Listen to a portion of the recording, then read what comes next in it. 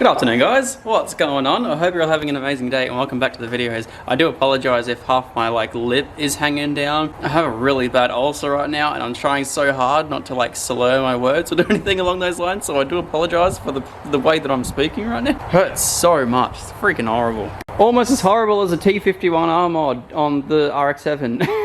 I'm lying, it's not that bad. It was definitely good while it lasted. On the dyno it sounded amazing. Doing spooling up and revving videos was pretty cool. I got some mad TikTok clout, but that is not the whole reason I went with the T51r Mod. The reason I went with it was because I really wanted that really cool high pitch spool, like a lot of those really cool old school turbos, and it was everything that I wanted it to be. It's just way too overpowering for myself and for the car. I have a feeling if the T51r Mod was in the Skyline, it would be absolutely perfect because the Skyline idles at 1000 RPM and it doesn't need anywhere near as much air just to even idle.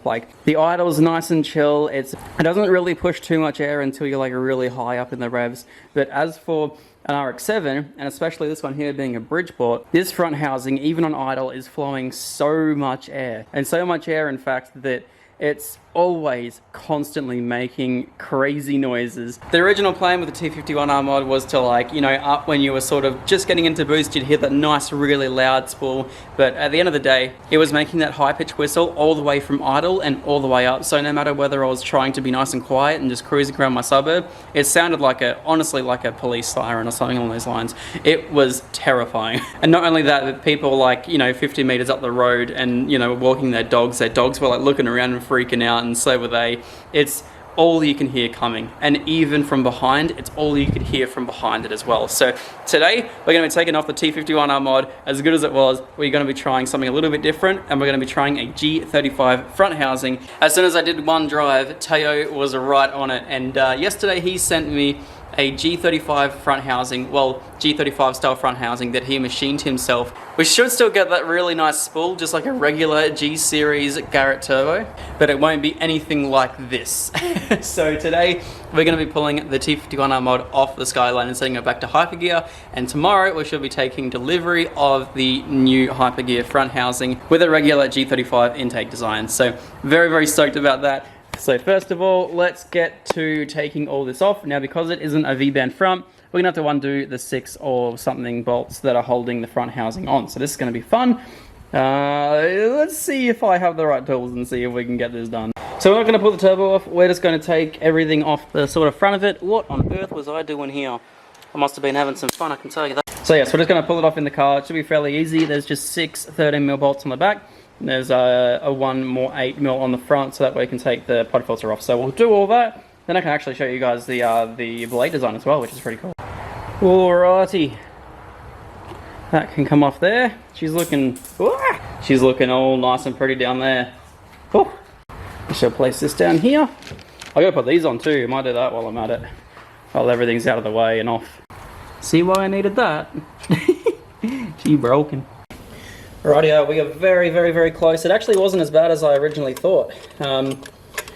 Probably would help if I undid that one there too. Alright, I should be able to get that bolt out anyway. Rightio. Woo! Look at that.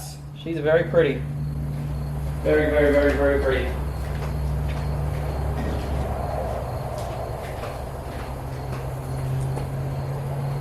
Let's grab this little bolt out of here because we need that one there. Come on. Why are my hands so big?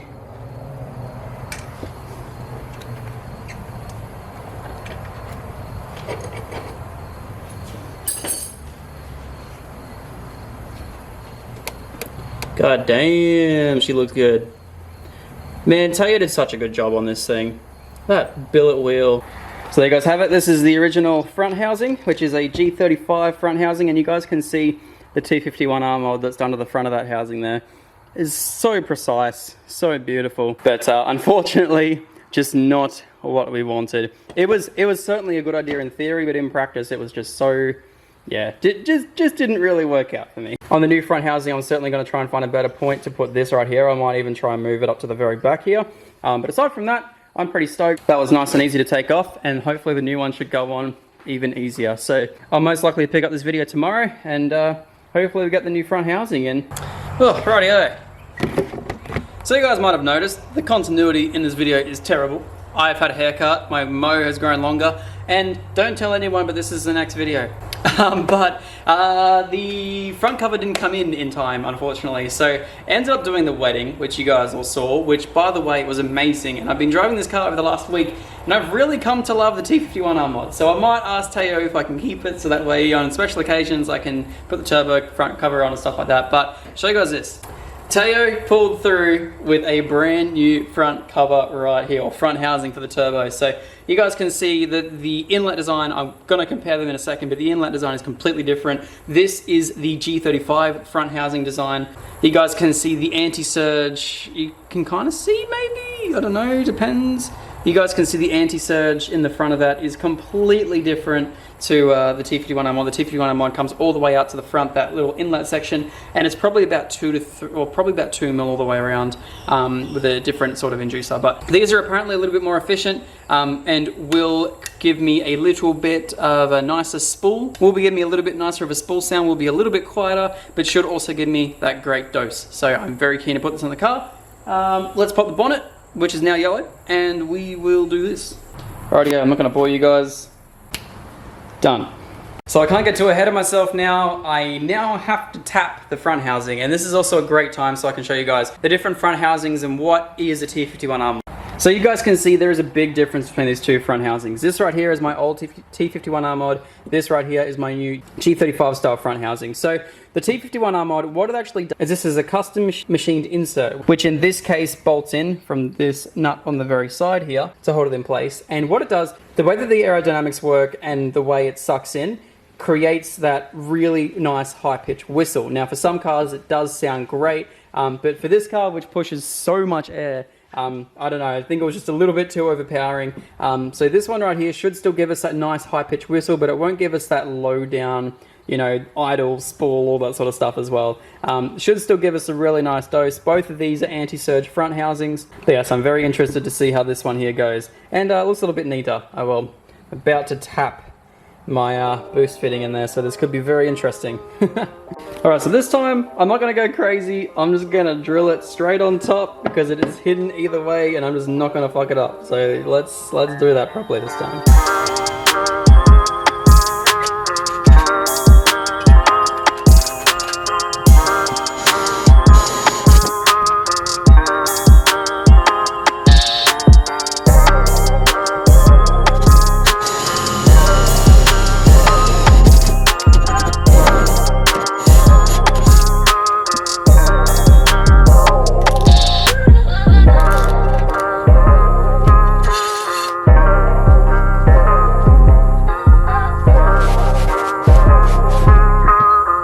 By the way, if you guys are looking for a really great dry rag, used swarf rag works really well for cars.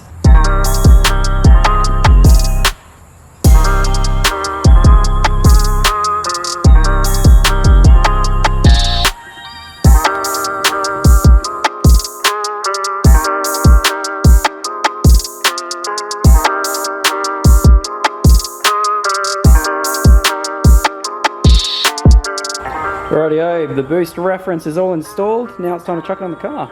Hell yeah. I might blow it off one more time just in case it's swarf. Rightio, so now I've done this multiple times. This should be fairly straightforward. Alrighty, let's move all my vacuum lines out the way.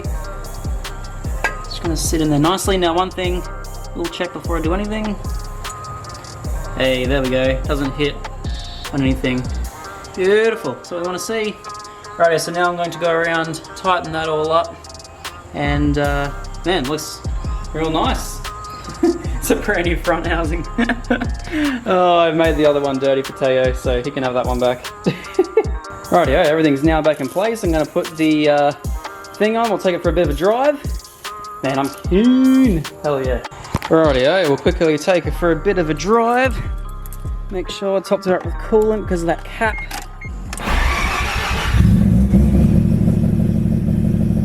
Beautiful. Move the skyline out the way. Already that turbo is so much quieter. Keen to drive with it. Already even revving it. You can't hear it anywhere near as loud, and there's like a little line there which I'm very excited for. It's going to be very interesting. Idle properly. Thank you. No. There we go. Thank you. Right, should we wait till we warms up to about 60 and then we'll take it for a quick little rip? Oh man, I'm excited. By the way, we're still going to get our gauge class pod thingy done. So don't mind me with my little zip tied gauge. It gives me everything I need. AFR, battery, TPS. I don't even know why I need TPS. And coolant temp. But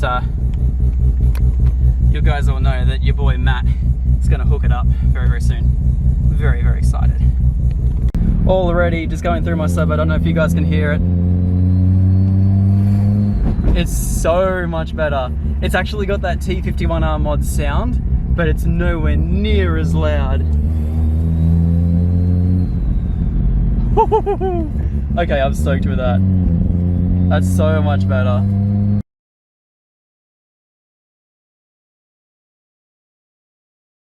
Rightio. Man, that's the car done. What are you beeping at me for? Oh. There we go. That's the car done. Apart from those gauge pods and the leaking coolant cap, which I haven't told you guys about either. That'll be coming in the next video. Man, you guys are getting so many updates this video. God damn. That's that. Now, yes, I know I did bitch pulls on camera. I'm sorry. However, off camera, I got it to redline. Don't stress all you rotary nuts out there telling me how to drive my car. I know. A red line a day keeps the rebuild away. That's exactly what I do every time I drive it. It's all good. Please don't stress. Now, in all fairness, guys, I am so stoked at this thing. God damn, look at it. And that turbo is mint. Very, very soon, I'm going to make a video, another POV drive. I think this car definitely deserves it after the amount of time that we've spent working on it. I definitely think it deserves a POV drive.